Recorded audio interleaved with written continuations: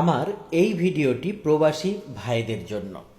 প্রিয় প্রবাসী ভাই ও বোনেরা, আসসালামু আলাইকুম রহমতুল্লাহ। আপনারা আমার ভালোবাসা নেবেন।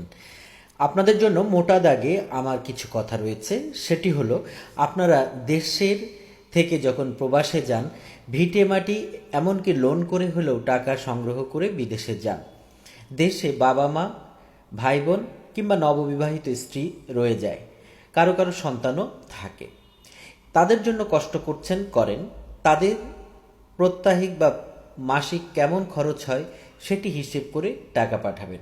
বাকি টাকা এখন ইন্টারন্যাশনাল ব্যাংকিং রয়েছে, আপনি আপনার নিজ নামে এক অ্যাকাউন্ট করে সঞ্চয় হিসাবে সেগুলো সংরক্ষণ করুন।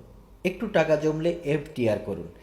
কেননা এই টাকা সব পাঠাতে গিয়ে যেটি হয়, আপনি এমন করতে পারেন, যাবার আগে দেশেও ব্যাংক অ্যাকাউন্ট খুলে যাবেন, যে অ্যাকাউন্টেও আপনি একটা টাকা পাঠাবেন, যে টাকাটা জমা হতে থাকবে। কেননা আমরা প্রায়শই দেখি সর্বস্বই পাঠিয়ে দেন এবং 10 বছর, 15 বছর, 20 বছর জব করে যখন দেশে ফেরেন, তখন দেখা যায় ভাই বোনগুলো বড় হয়ে গেছে, তাদের সংসার হয়ে গেছে, তারাও আর আপনার খবর নিচ্ছে না। বাবা মা হয়তো মারা গেছেন বা হয়তো বৃদ্ধ হয়ে গেছে, তাদের কথাও কেউ আর শুনছে না। এমনকি যারা নববিবাহিত স্ত্রী রেখে গিয়েছিলেন, তারা আপনার সর্বস্ব নিয়ে অন্য কোনো ছেলের হাত ধরে, কেউ কেউ পত্রপত্রিকা এবং মিডিয়ার মাধ্যমে জানতে পারি, পরকীয়া করে পালিয়ে যান। অর্থাৎ আপনি পথের ফকির হয়ে যান।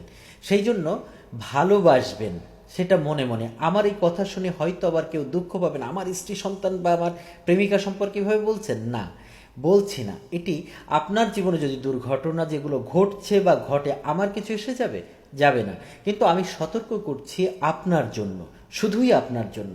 আপনি ভালো থাকলে আপনার পরিবারের সকলেই ভালো থাকবেন।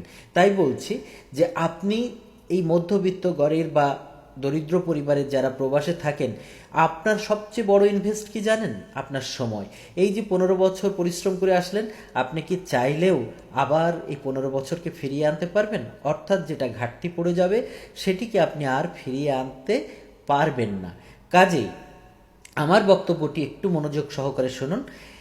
আপনার আয়ের একটি অংশ শুধুমাত্র নিজের ভবিষ্যতের কথা চিন্তা করে, পরিবারের ভবিষ্যতের কথা চিন্তা করে নিজের অ্যাকাউন্টসেই জমা রাখবেন। কারণ আপনি বিদেশ বিভুঁয়ে যে কত কষ্টে থাকেন, এক সময় মানুষ ভাবতো বিদেশে গেলে মহারাজার মতো থাকে, কিন্তু মিডিয়ার কল্যাণে, সোশ্যাল মিডিয়ার কল্যাণে আমরা আপনাদের ছবিগুলো দেখে বুঝতে পারি কত পরিশ্রমই না আপনারা করেন। তো কাজেই আপনাদের এই পরিশ্রম যেন বিফলে না যায়, সেই জন্যই আমি এই কথাগুলো বলছি। ভালো থাকবেন সবাই।